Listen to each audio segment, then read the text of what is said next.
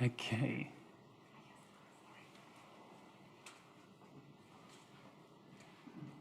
Great. So we have everybody here. Good afternoon, everyone, and welcome to a discussion on what the future of internet will mean for emerging economies. I particularly like this title because it's one of those titles that you can only really actually read online. It's impossible to say because it explicitly has that S in a bracket that makes reference to the many internets and posits a question in itself about whether there is really one internet. Thank you to Chatham House for organising this discussion in what is the first in a series of discussions on trends in technology. I'm Max Beverton Palmer, and I'm the director of the Internet Policy Unit at the Tony Blair Institute. And we recently published a report on the open internet on the brink, a model to save its future. It sets out a series of political recommendations for leaders around the world to preserve the benefits, both economic and social, of a free and open internet. So I'm delighted to be chairing this event today with such a distinguished panel, both in person and online, who I'll introduce to you all in a moment. So after a year inside, we're more reliant on the internet than we've ever been. And 2021 has been a big year politically about the future of technology and the internet. So in a ministerial declaration in the G7 in July, standards was mentioned. We saw Trump banned from Facebook and Twitter. Yes, that was this year. Nigeria banned Twitter. The EU and the US formed a new technology and trade council.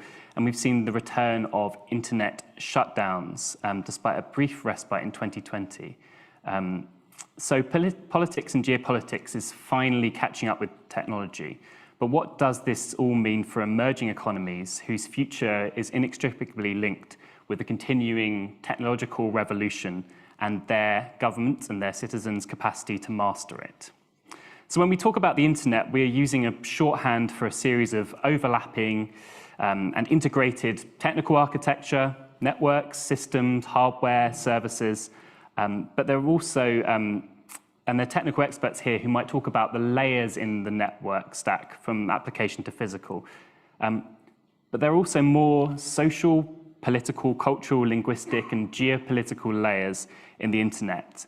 And the internet we're experiencing today in this room is not necessarily the same internet that the others in the rest of the world are experiencing. So in the face of this splinternet and competing visions for its future, crudely described as perhaps on one side an open and interoperable internet against an authoritarian model of the internet on the other, we could say that we're at a tipping point for the future. So my aim for the discussion today is to delve into these issues with our expert panel and have a conversation that ultimately seeks recommendations for leaders in the private and public sphere and to articulate what we think is a vision for a better internet. So to do that, I'd like to introduce you to our experts. So I will start online. So Nena Nakamama is Chief Web Advocate at the World Wide Web Foundation, a leading technology voice in Africa. Dorothy Gordon, who is the founding director of the Ghana, India Kofi Annan Center of Excellence in ICT. She also works globally as a policy advisor, notably as an associate fellow of the International Security Program and Gender and Growth Initiative. Caroline Caero is Academy Associate with the US and the Americas Program at Chatham House. She specializes in technology and internet governance with a focus on regional perspectives from Latin America. Raman Jit-Singh Chima is Asia Policy Director and Senior International Counsel at the digital civil rights advocacy body Access Now, joining us today from India. And finally, Emily Taylor is Associate Fellow at Chatham House and CEO of Oxford Information Labs. And that's where we're going to start, Emily. I'd like you to just kind of set the scene, and like any good policy discussion, let's define the terms of the debate first. So when we talk about different models of the internet or the splinternet, what do we mean, and how can we think about that in terms of the evolution of the web? Well, as you said in your opening remarks, Max, we think of the internet as this sort of monolith but in fact, it's actually enabled by a small set of very lightweight, interoperable protocols and standards, like, a bit like recipe books that just tell you how to do things, how to connect up systems that wouldn't otherwise speak to each other. And so a lot of the infrastructure, a lot of the machines are obviously in different places, owned by different people. And so it's very difficult to then think, well, how could this thing that isn't really a homogeneous network, how is it right to think of it splitting into different parts? And I guess, you know, any network that's so complex and global in nature is going to start exhibiting unexpected behaviours because it takes on an almost organic nature that isn't completely predictable. You know, the cause and effect isn't particularly visible to us. But I think when we're talking about the splinternet, and you talked in your opening remarks about us seeming to be at some inflection points. And I guess we've all felt at times, you know, this is the moment, you know, we are now standing on the brink of a great splitting of the internet. But normally we step back from that either by accident or design, because there's a great utility in still maintaining that single global internet. It really is useful for people, even where there are major ideological differences. But I guess what we're seeing at the moment is a coming together of numerous drivers. There could be an ideological splitting where one or more countries or regions decide, well, this isn't actually the sort of network we want, it doesn't suit us, and we're stepping away. That would effectively be, you know, a decision that is made and very, you know, very constructive. But what I fear is that we might end up with a split in the internet, or multiple splits, almost by accident rather than design. And the two drivers of that would be regulation and standards. I think that we'll probably, with Ramanjit, we've been looking at the impact of national laws and regional laws, and I'm sure we'll come back to that later. But, you know, maybe I could just spend a minute or so talking about standards. This isn't everybody's cup of tea. It's normally a fairly boring process that takes many years, not populated by people who get out very much to social events. But, you know, there's also sort of a really wonderful characteristic of the technical communities that Carolina and I and Nena and Dorothy come from, is that we've always thought, if we were staying at the infrastructure level, that if we kept our heads down, nobody would notice us, and we could just carry on doing what we're doing and make sure that everything worked. And unfortunately, what we're seeing is that the geopolitics that is, you know, all around us in everything is coming down to the deeper and deeper layers and affecting whether it's semiconductor chips, as you mentioned in your report, or undersea cables, but also the process of standard setting. And what it's really exposed is that those environments which have worked very well, if you come from a Western type of, you know, liberal democratic type of background where there's rule of law and respect for human rights baked in, it's kind of worked fine. But as soon as there's contestation in those environments from delegates or countries or regions that don't share the same values, what has been exposed is that those processes aren't really robust enough to cope with that contestation. And it's been a sort of hidden environment. For very understandable reasons, people don't want to spend very much time with people who spend their lives on standards, but they are really important because they are the recipe book that enables us to connect heterogeneous systems and enable data to flow freely across borders. And I think this is a really interesting point about the rising kind of geopolitical tensions, but also states' capacity with technology and the internet. Do you think states today have a greater capacity to be involved in the technical level, and therefore that creates more risk? So that the idea of keeping your head down was possible in the past, but because we've all been asking for so long for politicians and political leaders to get more involved in the internet, they're finally catching up, and that has created some risks. I think that's a great point. And of course, the levels of technical awareness and abilities and capacities vary across different regions and even within different countries, within different departments, even in very capable states. Yes, and of course, people coming with those different backgrounds to very technical communities will bring their own particular perspectives and perhaps drive the conversations in different directions from what a technical community, pure and simple, would anticipate or be equipped for. And so there are lots of, that change in those processes which have become quite fixed. We always, refer to the usual suspects who show up, because it takes a very particular set of skills and experience to do this well. And it's important that they are able to do that, but it's also important as the whole area becomes more contested, and we're looking at emerging technologies like artificial intelligence, quantum, and so on, that can have a wide societal impact. It's important that those standards bodies do the right thing for everybody. At the moment, I think they're struggling.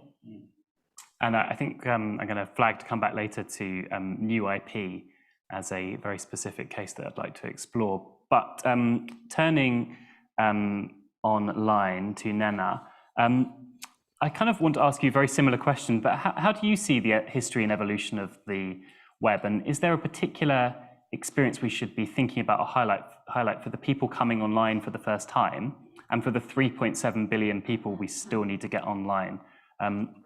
How do you see the kind of internet that we have today and the experience compared to what we might have had in the past? Thank you very much, Max, for having me, and great thanks to Chatham House for inviting me to this conversation. Everyone knows that my name is Nena and I come from the internet. I live, breathe, and walk on the internet.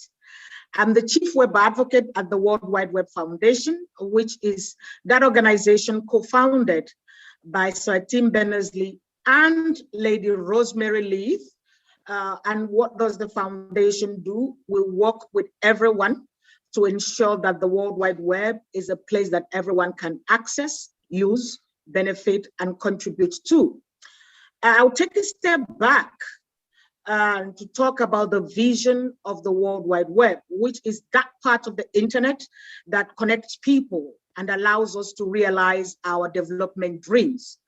The vision of the World Wide Web, as set out by Tim Berners-Lee, can be summarized in two words or two notions.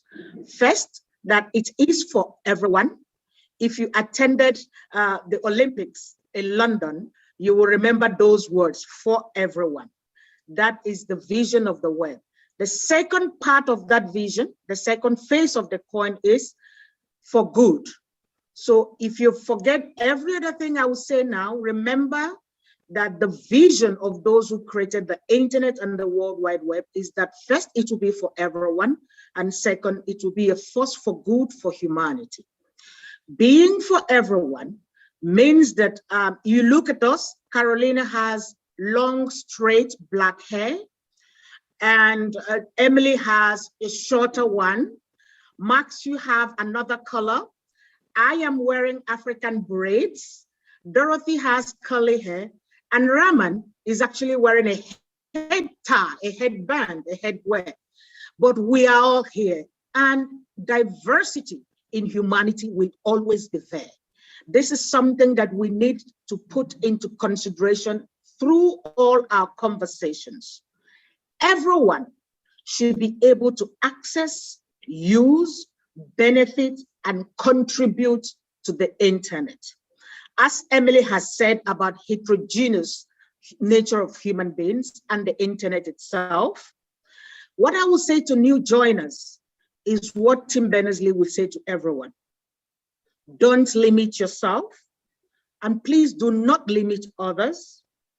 Keep the vision that I have shared with you and be responsible. Now, the internet is not one thing Over here, we may not be talking about splinternet. At the Web Foundation, we use fragmentation. Emily has spoken to us about the standards and the norms. But then we're not just talking about fragmentation at the technical level. We're also talking about fragmentation at the legal and policy levels, and actions that are taken by both governments or private sector that will eventually lead to more fragmentation. Imagine if we decide to a kind of internet for Matt's type of hair, a kind of internet for my kind of hair, a kind of internet for Dorothy's kind of hair, where will we be? However, we are not done creating the internet.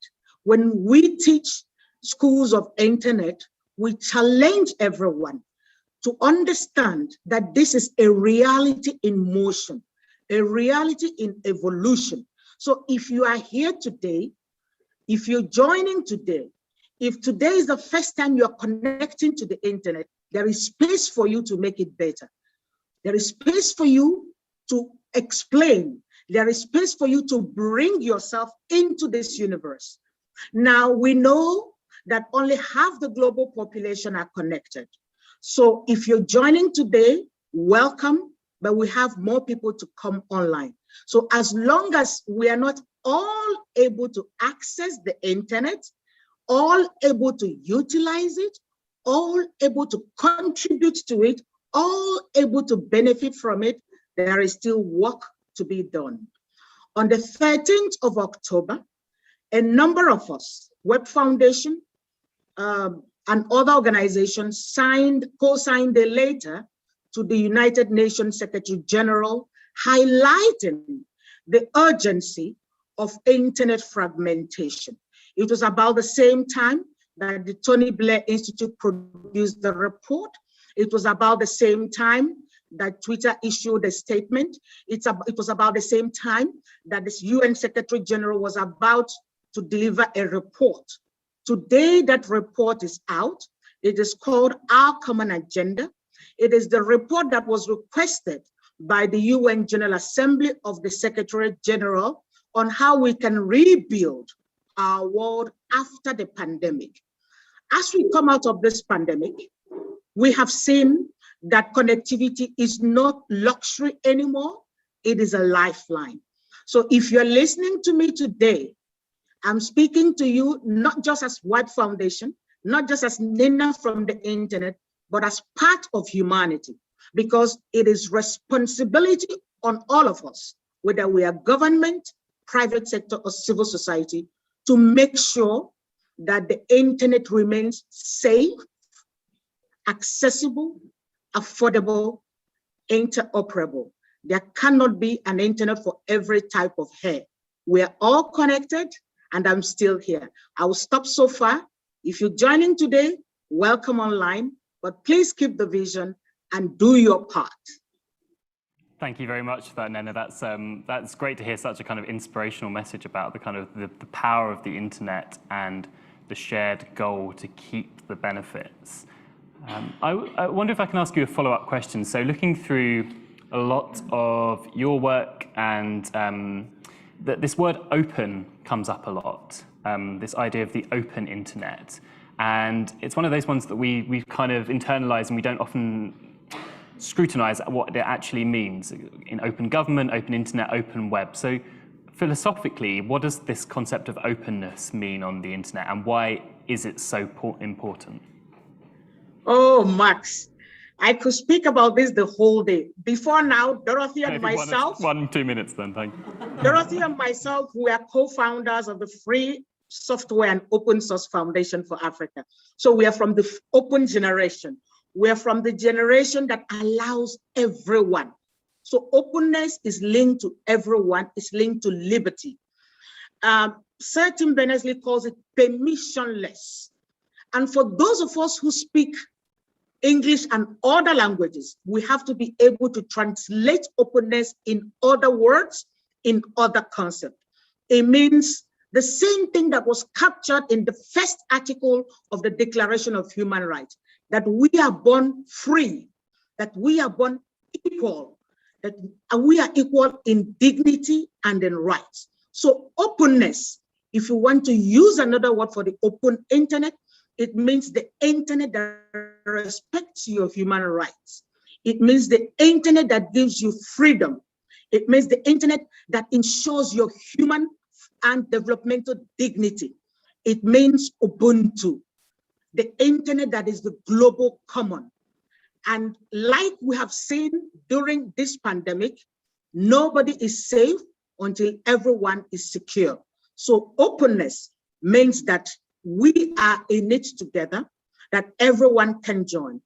I'm hoping that we can dig further into this, but I'd like to hear Dorothy, because we have the same openness as mother and father. We are children of the open tech environment.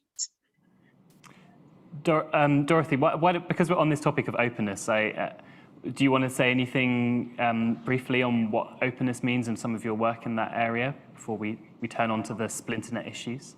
I think that what's very clear is that when the internet was being designed, that the inventors, if we can call them that, wanted it to be an open system. And the power of open is that people can unpack the technology and they can build on it without worrying about rights, copyrights, or paying fees. And so it's wonderful for developing countries because you can learn how to use that technology and make it work appropriately in your context. This is what, for me, is the power of open. And you do know that I work with the UNESCO International Information for All program. And UNESCO's member states, more than 180 of them, signed on to the Rome Principles. The Rome Principles mean that when we are looking at our internet, it should be rights-based, anchored in the Universal Declaration of Human Rights, that access should be open, as Nena said, for everyone, and then it should be open. That means we have to address those issues of open technologies, people being able to unpack and understand, and at the same time access them. And then it should be multi-stakeholder, so that we realize that as we are constructing a digital future, we have to make sure that all partners are on board. This is not for any single partner. It's not for a think tank like Chatham House alone to institute these kind of debates. It has to be within government, it has to be within the private sector, and it has to be together. And this is where we're seeing a problem, trying to figure out what our different interests are and how we can harmonize those interests to keep the internet working in an open way. I apologize if you're hearing an echo. I'll deal with that in a minute. We're not hearing an echo, actually, or at least I'm not. So thank you very much for that answer. We'll come back to you in a second. So I'm just going to flag for everybody, we're going to come back to new IP. I want to come back to decentralization, Web 3.0, and some of these questions about rights in a little bit in the conversation as well. But so we've talked about some of the history of the web, some of the philosophy, and so now turning to the experience in individual nations, so what this fragmentation actually looks like. So Carolina, your work focuses on Latin America. So do you want to give us a bit of a view about what the internet freedom, stability looks like in the region, and give us also some of the kind of geopolitical context of where the region sits in terms of standards and geopolitical spheres of influence? Thank you, Max, and good evening, everyone.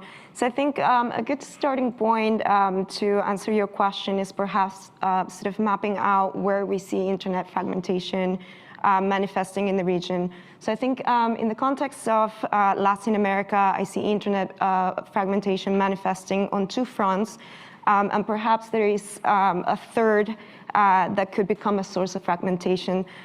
So the first front where I see internet fragmentation becoming evident is in a series of proposals for internet regulation that we have seen emerge in the region that could essentially alter or threaten the nature of the internet. Second, I think internet fragmentation is manifesting through internet shutdowns, which have not been particularly frequent in Latin America, but they are unfortunately an unfolding development. And third, I think another sort of potential source of fragmentation is where the region, or I should say perhaps the different countries in the region, because Latin America does not tend to operate as sort of a cohesive whole, where the different countries will end up sort of falling in terms of the geopolitical tensions that are playing out in the internet and telecommunications realm. So let me quickly try and tackle these three elements one by one. So with regards to internet regulations, so generally I think in the region we have seen a wave of regulatory proposals that are seeking to tackle a number of challenges related to the growth and the expansion of the internet. And I'm thinking of issues such as misinformation, cybercrime, and so forth. And I think actually Brazil is a very sort of interesting example to look at here, because Brazil is a country that has been a pioneer in the region in terms of sort of putting forth very progressive internet regulation. However, in the last couple of years, we have seen a number of very poor regulatory proposals emerge, for instance, around content moderation that would erode freedom of expression, proposals around enabling interceptions via digital applications that could erode anonymity online and encryption. So I think, a first sort of potential source of fragmentation is coming not from geopolitics necessarily, but from a series of some sort of endemic local proposals that threaten to fragment the nature of the internet. Internet shutdowns, I think that's something that we'll discuss later, but I'll just say that we have seen internet shutdowns in Nicaragua, Venezuela, Colombia, Cuba, and Ecuador, oftentimes related to mass protests. And I mean, needless to say, this has sort of a huge impact on human rights. Shutdowns erode the trust on the internet as an infrastructure. And internet shutdowns also come at a considerable economic cost, as NetBlocks, the Internet Observatory based here in the UK, has sort of helped measure and document so well. And lastly, as I said before, I think another potential source of fragmentation, I think this goes to your question about geopolitics, could come from how the region really sort of positions itself before geopolitical tensions. And here I think one interesting sort of thing to point out is that geopolitical tensions in Latin America are understood in very polar or binary terms, and also from a very sort of economic-driven perspective. So you'll hear a lot of conversation in Latin America about the US and China tech war, tech competition. So the conversation is not so much happening at a level of sort of the values involved basically in technology. And I think that's something interesting to sort of highlight about the region. And I think sort of where sort of countries end up falling because of the political nature of geopolitics, obviously, will be shaped by local political considerations as well. And I think this is bound to essentially sort of take different sort of shapes and forms. It'll sort of manifest on where Latin American countries position themselves on, say, international data transfers at spaces like the WTO, in bilateral or regional trade agreements.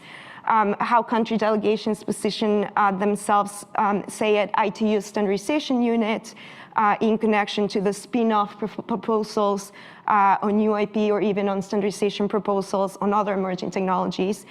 And perhaps more importantly, I think it could be shaped by the telecommunication infrastructure, for instance, 5G, that ends up being displayed in the region.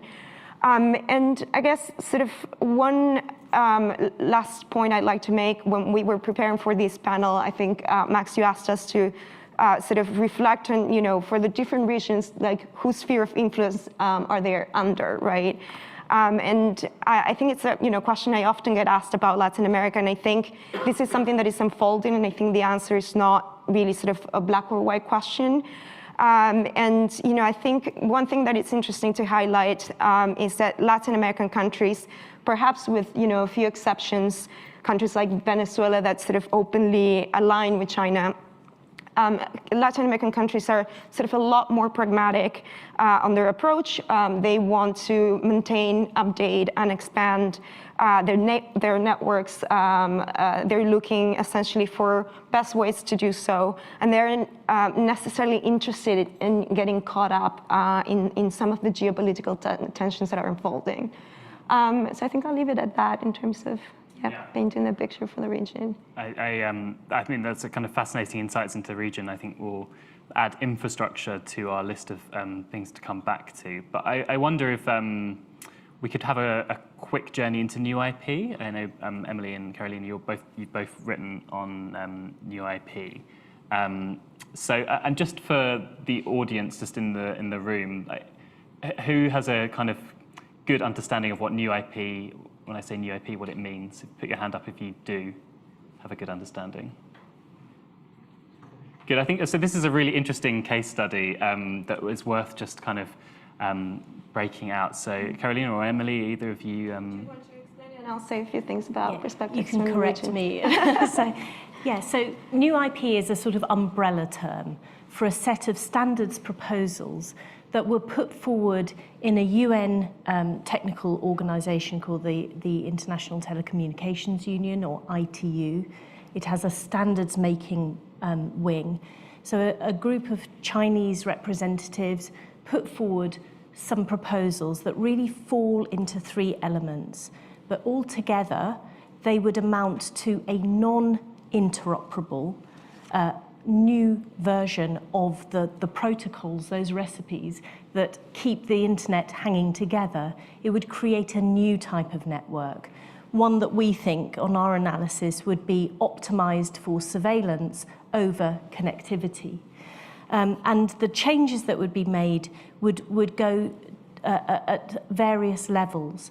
One is that the unique identifiers, which are sort of like the address book of the internet and help people find resources and people, those would be replaced by persistent identifiers that would identify you, your organization, your device forever in an unforgettable way. At the moment, the resources sort of recycle, and it's a much more fluid environment. So there would be a much more dependable identification of people and things and organizations. There would also be changes to what we call the dumb network. The network of the internet is just optimized for passing data around. That's all it really is.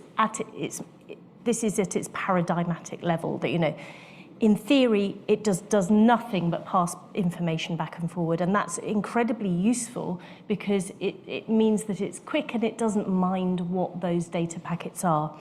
Instead, it would be a much more intelligent core that implements blockchain, distributed ledger technology, that would also provide almost like a ledger of every single communication. And although it sounds more decentralized and more secure, it all depends on who is sitting at the ends of an end-to-end encrypted core. So if, for example, you had a state-owned service provider sitting at the end of those of that encrypted core, then that would be a fire hose of data that would be available to you. So I'm not going to go into any more of it because I'm already feeling the eyelids might be drooping, but I think it was a wake-up call for many in the technical and political communities, and we see it reflected in things like the integrated review here. You mentioned the G7 declaration, but the integrated review in the UK mentions standards more times than it mentions China. And I think that whether or not those proposals get adopted, whether they get broken up into their constituents parts, rebranded and reintroduced in different fora, which is what we think will happen, it doesn't really matter. The toothpaste is out of the tube, and what it exposed was a great weakness in first of all, the levels of vigilance and participation amongst the true owners or the inventors of the internet and those who are creating the new set of standards for new technologies. So I hope that's not too much on you, I think. No, Caroline. I don't know if you want me to say something else. Yes, I mean, I think Emily has done a great job in describing it. So I'm thinking where I can add value there. So I think perhaps sort of giving a brief update about new IP and where it's at. So as Emily mentioned, this was a proposal that was presented at ITU, that started sort of being socialized at the ITU in 2018 and then more formally presented in 2019. ITU actually rejected the proposal in 2019. So some analysts sort of hold the position that new IP is, something that was proposed at ITU that didn't pan out, and that's what it is. But what we're actually seeing is that sort of the building components of these alternative network are sort of being broken up and sort of presented in sort of separate tracks at the ITU. As Emily was saying, sort of our prediction, and we've actually written a paper on this, which perhaps we can circulate to the participants afterwards. Our sort of prediction is that new IP is far from gone, but it's rather being sort of rebranded and sort of broken up into these more digestible pieces that are trying to be sort of standardized at ITU. The other thing I will sort of quickly mention that I think it's important when we sort of discuss sort of internet standards is that ITU historically has not been the place where standards get developed. Standards have been developed in fora like the Internet Engineering Task Force, where essentially there's a multi-stakeholder participation, whereas spaces like the ITU are sort of more state-centric, if you will. So I think that's also sort of a very interesting sort of spin to sort of, shift the location or the sphere where standards, internet standards are developed or attempt to do so by sort of moving that process into a multilateral body like the ITU. So I'll just leave it at that, but happy to take any follow-up questions. No, thank you. Thank you for that. That's a really great summary. And I think I would highly recommend everybody looks at the paper. It's a kind of wealth of information about that. And for me, it's the issue that properly, I think both of you said this, it kind of helps articulate this kind of both the vision of the internet, the technical layer, and the kind of competition we're seeing for the architecture of the internet as well. So, continuing our journey around the world, Raman, I want to turn to India. So thank you for very patiently waiting on the screen there. Because India actually, we've already suggested there is a false dichotomy between a US and China geopolitical spheres. But India presents almost a very different vision of the internet and technology, in particular through this regulatory prism. So I wondered if you could talk about what vision India, if we can say that, has for the future of the internet. Thank you, Max. That's an excellent question, and I'm going to try and do my best to answer it, although I think the short summary is India is not clear about its vision, but that it's in itself reveals a lot about contestation and the different interests that are at play there. And I like, just, back up a little bit to note where I come from. So I work for an international civil society organization that seeks to, we originally called ourselves a digital rights organization, and we indeed still do, but we recognize that digital is now the cornerstone of all human rights and all public policy issues, and the pandemic accelerated that. Our work in digital rights, in fact, comes from digital security, recognizing that the internet is empowering and enabling, but that it can also place people at risk. And the first arm at Access Now, besides policy people like myself, who came much later, was actually a digital security team that provides free 24/7 assistance to human rights defenders, activists, and society globally. A lot of the work I do, not just on our Asia-Pacific work, but on global cybersecurity, is informed by their interests. But why I share that is because what we therefore also see is that the same people involved in sometimes talking about a more secure internet, even talking about combating tech companies, may have other interests and agendas at play. And India is indeed one of those countries that represents the sort of diverse things that are happening.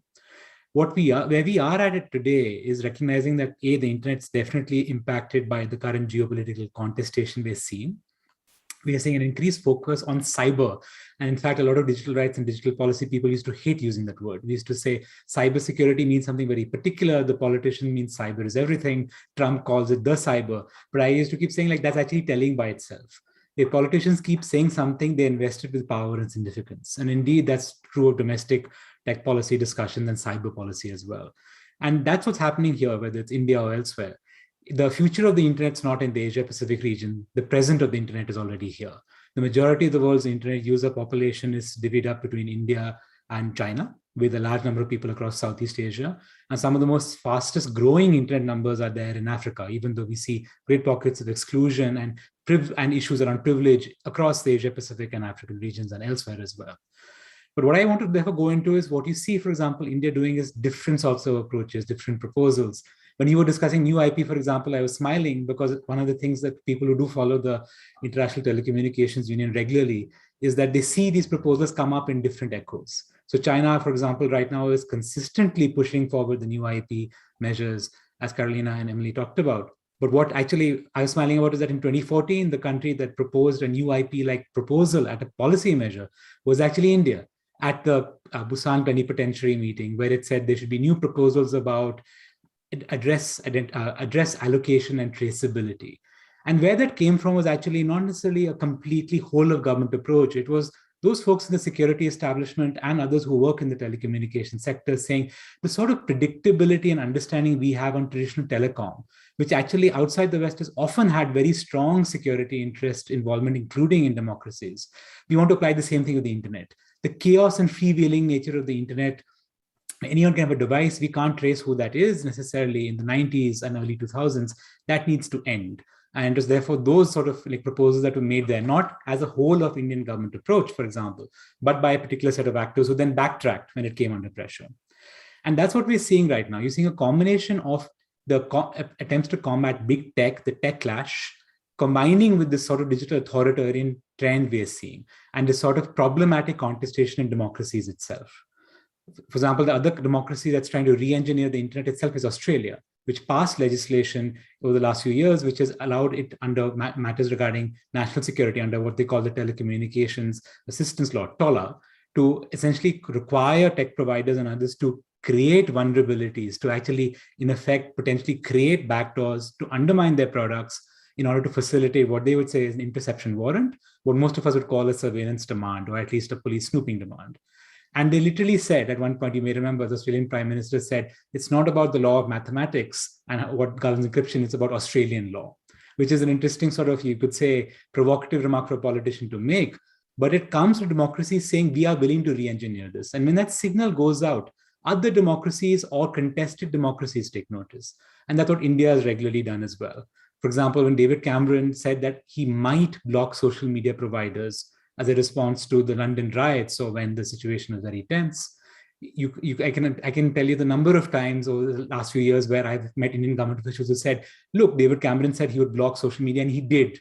And of course, it's very hard to say that that didn't happen, but to say, then they'll say, look, a head of government of a Western country categorically said they were willing to do this.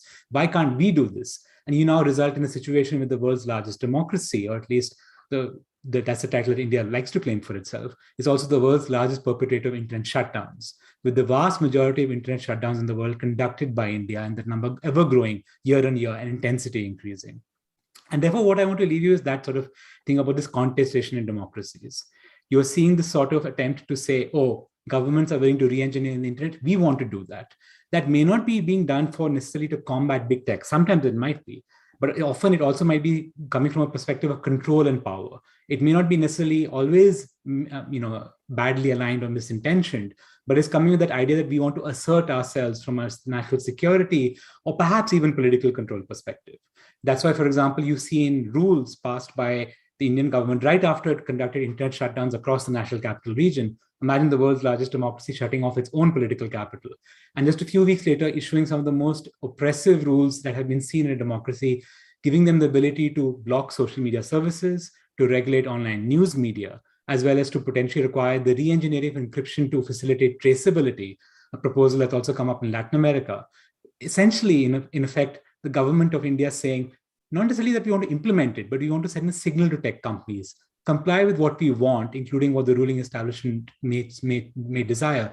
Don't try to fight us. Don't try to take us to court or publicly campaign against us in the way you might be doing in other Western democracies or other democracies. And I think that's why you also need to consider the sort of new socio-political, or I'd say economic interests at play. Silicon Valley is no longer the most important part of the internet economy. You see many Silicon Valleys.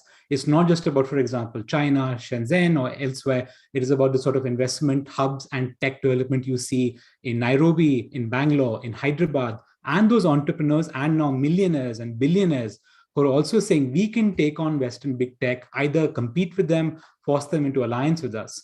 And therefore, you see even openness by itself, what Naina and Dorothy were talking about in the beginning, being taken over sometimes by domestic lobbying interests, sometimes even working with security agencies and actors to say, openness means we want to be able to access the data tech companies have. Perhaps it even may serve a purpose for combating big tech, but often it's also being advanced with that idea that, okay, that will just make it difficult for them. And the security forces on the same side will say, yes, that facilitates our surveillance demands. That's why you see, for example, in a data protection law, one that India is still considering, it actually proposing measures that would make it easier to conduct surveillance. And this is a sort of, complicated dynamics you're seeing happen in countries across the world. And I think that's why you need to go back to recognizing that the internet of today is facing this contestation. We need to combat these harms that are taking place as well as the rights, but you need to follow a rights-focused approach, a human-centric and human rights-focused approach. And what that therefore means is understanding that you need legislation, you need regulation, you may even need consensus on some of these matters, countries copying each other, perhaps even more international agreements. But the focus needs to be on the sort of like rights prism. And that's something where democracies perhaps need to do more. We've not seen enough there. And whether it's the United States, whether it's the United Kingdom, India, but even EU member states and others, they're actually sometimes, I would argue, sending wrong messages and signals there. And what we therefore lastly need to think about is you want new measures and regulation, but you also want to promote that sort of crazy spirit we saw in the late 90s and early 2000s around a globally interconnected internet that empowers and enables individuals while recognizing that it's more geopolitically contested, it's more vulnerable from a cybersecurity point of view. And now the internet is not its own separate thing. The internet is our daily social and economic life.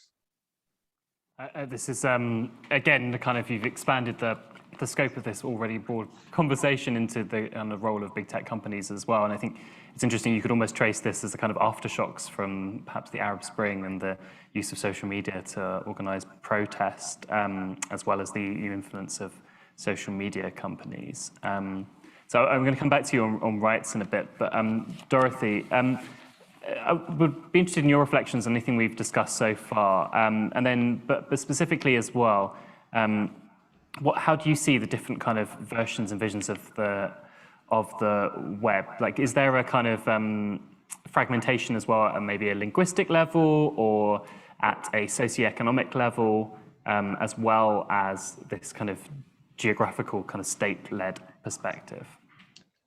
First of all, let me say that you remember that expression, the world is flat? And then everybody discovered the world is not actually flat. So we never had an internet that was truly open. However, we did have some very clear tech standards.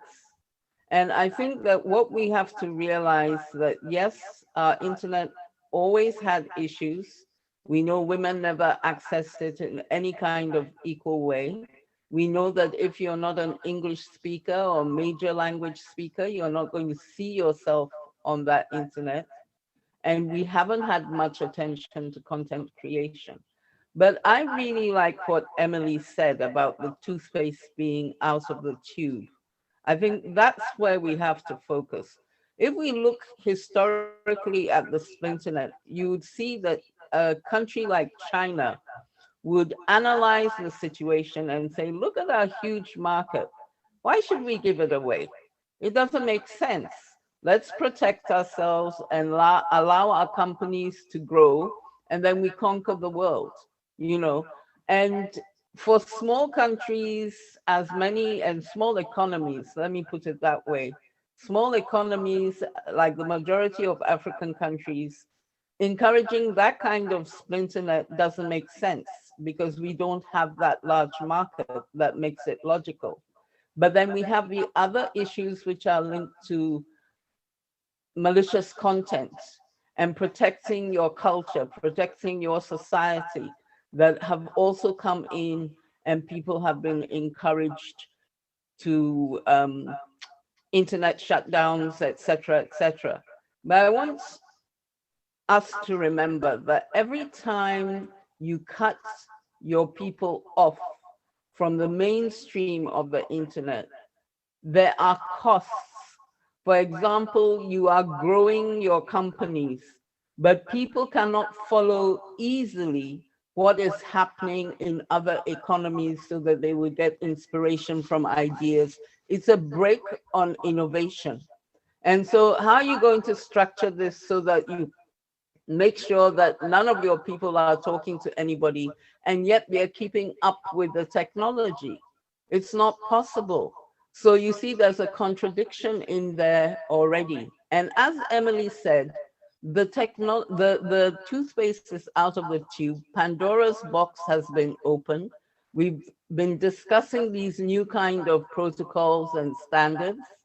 And basically, it seems to be it's a very national level approach, whereas it has to be a multilateral approach. I really feel that given the foundational impact of internet technology on all dimensions of development, these kinds of things have to be negotiated within the framework of the United Nations. That's what has to happen. Yes, ITU is discussing it, but traditionally they've been very much focused on the technical side. And now we have to bring in the other specialists who are going to be able to break down the impacts of the implementation of any new standards. And let me just finish, because I was discussing with one of my friends who lives in the Middle East, this whole splinternet thing. And she was quite amused. She's like, this is a Tom and Jerry kind of situation. They close off the internet and then you quickly go online, or you have your friend somewhere else go online, find out how to get around it using different tools which are available. And so all the people who genuinely want to do things that perhaps their governments wouldn't be too comfortable with, they will find workarounds very easily. And we look also, let's look at what artificial intelligence is doing. And the fact that with artificial intelligence, there's going to be whole different kinds of traceability that are going to happen. So the main points I wanted to make, one, we never had it as a really freely open situation. That is why instances like UNESCO are actively promoting Rome, rights-based, open access, multi-stakeholder. But technology is moving at an exponential pace. And we have to figure out as a global community how we are going to manage that in such a way that we are actually promoting a safe and stable human society. And right now, even the most democratic of countries, and I remember, you know, India is one of my most beloved countries, but even the world's largest democracy, as India is, is going to have to work with others to figure how to do this in a genuinely positive way, because we hate to think I mean, we talk about cyber conflicts. Let us not forget that if we don't figure a way to address this set of issues, there could be immeasurable numbers of cyber conflicts that are not going to help any economy to grow. So I think we have to keep that in mind. And I didn't really address the innovation dimension of it, but I can tell you that innovation is not going to thrive in a fragmented internet. We need to be able to talk to each other, to inspire each other, to share our knowledge freely and openly. I hope that helps a bit, Max. Very helpful, and also a great call for some practical suggestions about what we should be doing and the importance of a multi-stakeholder approach. So I'm going to open this up to Q&A now, both online and have the ability to receive your questions here and in the room as well. I would just say, like, learning from all of your work here today, this in our report, we tried to map some of these issues and find where these areas for cooperation are. For example, with the kind of infrastructure deployment is an area of kind of cooperation that the US and China can come together on. When you start to kind of break out these issues into individual components, you can see where like-minded countries can cooperate for a common objective. We appear to have lost Dorothy, so hopefully she comes back. But can I ask anybody watching online to put their questions in the chat, and then just please raise your hand and wait for the boom mic in the room. The man over there, please.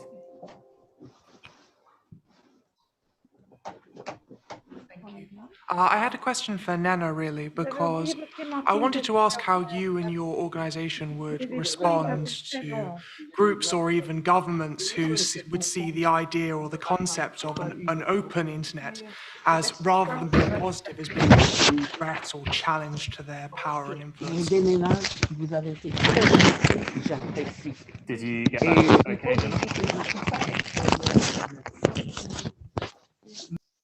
Thank you very much. Max, may I go on, or do we take all the questions? Oh, so we'll take them one by one. Yeah, so please answer that. Yeah, that was actually some point I wanted to come into. On internet shutdowns, it's true that India is the Ballon d'Or of internet shutdowns, followed by many African countries. But I can assure you that every country has in its law legal dispositions that will allow it to shut down the internet at one point or another. And this is really very important, because they will just, it basically has to go into defense or security, and it will be activated. So that's my first response to you. Now, there are key truths, key understandings we need to have. Government did not create the internet. The World Wide Web is not a government project. We have been 16 years down in internet governance discussions.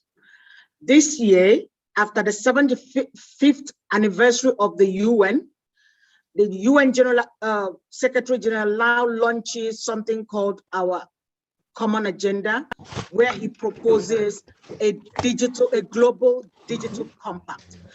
That means that at this point, countries are willing to come together and have a discussion about our digital future and our digital present.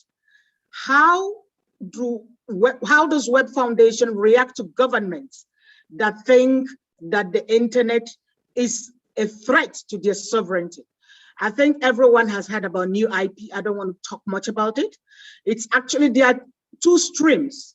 There is a stream of multilateralism, multi-stakeholderism, and there is a stream of sovereignty. We stand in the middle. We stand in the middle with a clear vision. We stand in the middle to say no one stakeholder can solve the problem. Anyone who has woken up one morning to shut down the internet, I don't find any other word for it.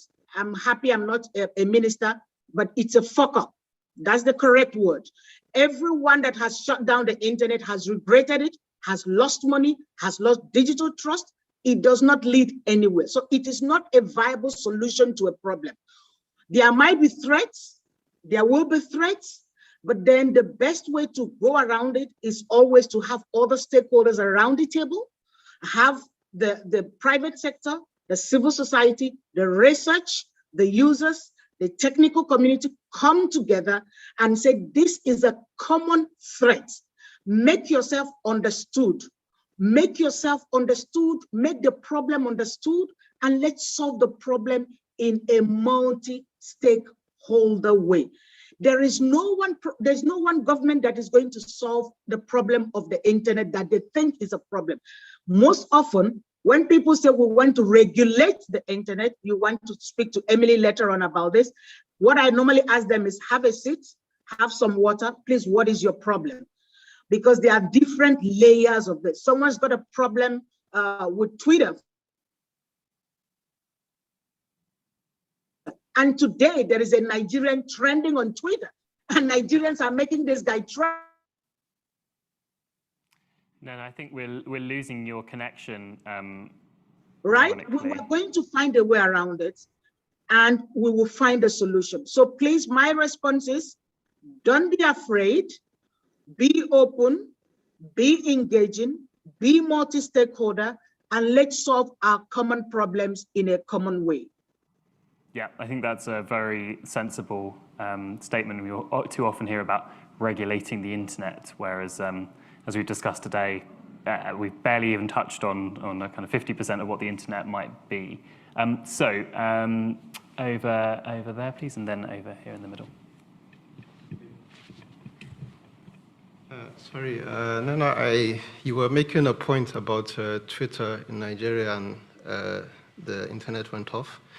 So I would like you to please repeat what you said, because what I know is that the internet Twitter shutdown was in response to kind of creating sentiments against the government. And then Dorothy, you mentioned something about the trust. So what happens when you have a situation that the Twitter and all these social media are used to erode the trust against government, and then the response by the Nigerian government? So I would like to hear about this. Thank you.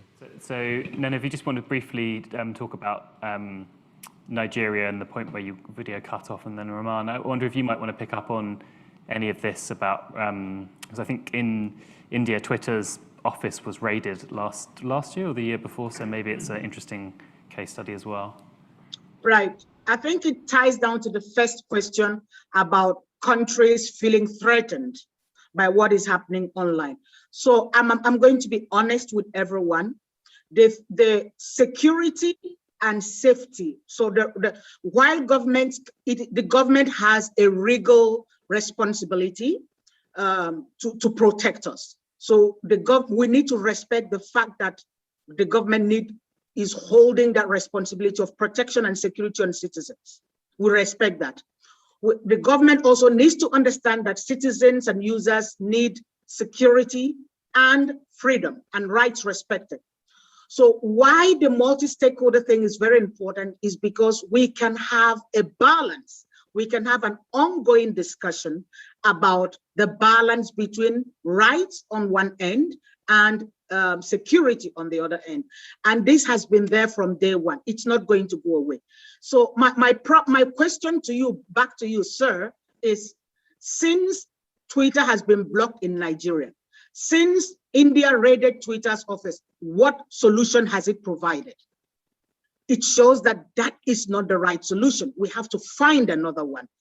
Now the question is, how do you bring trust to your citizens by shutting out their digital farms? People make money from using Twitter. Nigerians make a livelihood by shutting off Twitter. If I were voting today, I wouldn't vote that government that shuts down platforms. My name is Nena. I'm a Nigerian. I live in Abidjan. I have been working online for 17 years. If you shut down the internet, I will be without a job. I have family to take care of. So that a government feels threatened is real reason to take action. But then we must balance that. So in summary, rights and security is an ongoing discussion. And once again, let's be open. Let it be for everyone. Let's keep the discussion going. Don't wake up one morning and think you alone can solve a problem. Buhari has tried it. It has not worked. Today, Davido is trending on Twitter and he's in Nigeria. Go on Twitter and check that. Everyone now knows what a VPN is for. That's what you have done with shutting down Twitter. And even those who were not there want to know what's going on there. That's what you do when you take the wrong way. And if there were going to be elections today, I would say don't vote anyone who shuts down platforms or the internet. Merci beaucoup. Thank you for that. I think it's a really interesting case study that we're all building up globally about how not to do things. But turning, Raman, do you want to kind of reflect on any of the what's been happening in India or anywhere else in the areas you cover? I think, thanks, Max. In fact, when you mentioned the Twitter India police situation that happened, it was actually this year. And again, I think not just an example of what not to do, but it's good to go by the dictum that when you see a press release or initial comment from a government person or a tech company person, don't take it immediately at face value. But more importantly, it goes back to the thing that I think lawyers will point out, especially lawyers who ever work for government, is they say government can play an incredibly important role, and governments lie and conduct bad activity all the time. And that's the thing we need to go back to when it comes to the role of governments when it comes to rights, is that ultimately our rights are protected under international law. Human rights are guaranteed by the UN Charter, the Universal Declaration of Human Rights, the National Covenant on Civil and Political Rights, and multiple regional instruments. And then along with that, you have constitutions in countries. What that ultimately means is government can take measures, even measures that may intrude upon rights, but when they do so, they have to justify them, conduct often extraordinary measures, demonstrate that they've satisfied tests of necessity and proportionality. And by the way, that doesn't happen. Whether that's India, whether that's Kenya, whether that's South Africa, that's the reality. In democracies, democratic governments make mistakes all the time. That's the case in the United States, the United Kingdom, and France as well, right? That's why judges exist, independent institutions exist, why separation of powers exist. But why I mentioned this is that Twitter situation is a great example of what can actually happen. In addition to all the problems that, say, Twitter may have conducted and its own opaqueness on content governance practices, what took place was in January of this year, you saw significant protests across India, across North India, democratically conducted peaceful protests that resulted in government actions trying to, firstly, sometimes even conduct violence against protesters, but then resulted in shutting off the internet. The internet shutdowns were conducted with the express purpose of denying protesters the ability to talk to media, independent journalists, and reveal what is happening, including police atrocity. In response to that, besides those shutdowns, including shutdown in India's national capital, you saw companies starting to leak and then go public with the fact that they had received massive numbers of blocking orders from the Indian government. Indian law allows the government to issue blocking orders for internet content or social media material, but again, subject to a legal process and subject to ultimately constitutional review or tests. And in effect, what Twitter then said was, the Indian government asked us to block journalists and others who are actively otherwise publishing content and have news publications. And we were told to block this. We did it as an emergency step. And then we've restored access because we believe the Indian government is in excess of its own legal powers. We believe it's breaking its own law. And you saw very quick measures by the Narendra Modi administration to make a claim of how can a Western company tell us that if they have an issue, they should go to court, and perhaps they should have. But what happened very soon after was people saying that, oh, look, Twitter has sometimes deplatformed or blocked individuals. And similar situation is taking place in India, where particular lawmakers or officials have received notices that their accounts will be blocked. And the police said, oh, we're happening to investigate this and we're happening to turn up at your offices at night to check on what's going on. It was an act of intimidation. And that goes to the point that we need to recognize that there is this contestation happening in many countries across the world, including democracies. And therefore, what needs to happen is when you're looking at government arguments that they're combating big tech, you need to go significantly, are they using lawful process? Are these run by independent institutions? Are these being checked by courts of law? And what's taking place there? Or otherwise, is it a power grab? Because that's true in so many countries across the world, even the United States during the last few months of the Trump administration, that democratic governments can mess up, democratic governments can break their own constitutions. And what's happening is in this big tech clash, we're also having the problem of big government sometimes directly violating its own constitutions. And that's why it's even more important to hold people to account, to go to courts or to talk about this publicly, and don't go just by the first press statement. Yeah, thanks for that. That's, again, super interesting to understand the complexities of these situations and also the kind of new dynamics of power that we're seeing in competition between, I guess, the networked public, social media platforms and governments. We're just about out of time, but I just want to give Dorothy, Carolina, and Emily last 30 seconds to mention any kind of closing comments they want to make very briefly.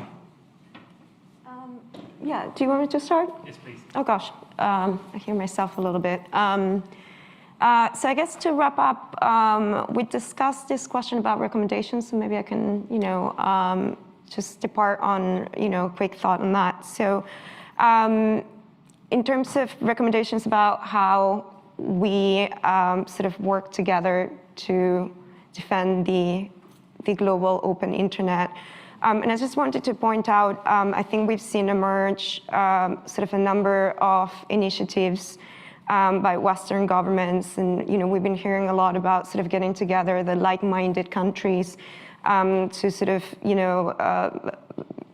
fight for defending, say, this open global internet, and I think that oftentimes the global South, and call it emerging economies, global South is overlooked in terms of what their role can be in that. So I think that if you look at Latin America, we've had in spite of sort of the perhaps sort of shortfalls that I described earlier, I think we have an incredibly active civil society that's been sort of keeping tabs on regulation. We have a very active civil society defending digital rights and human rights online.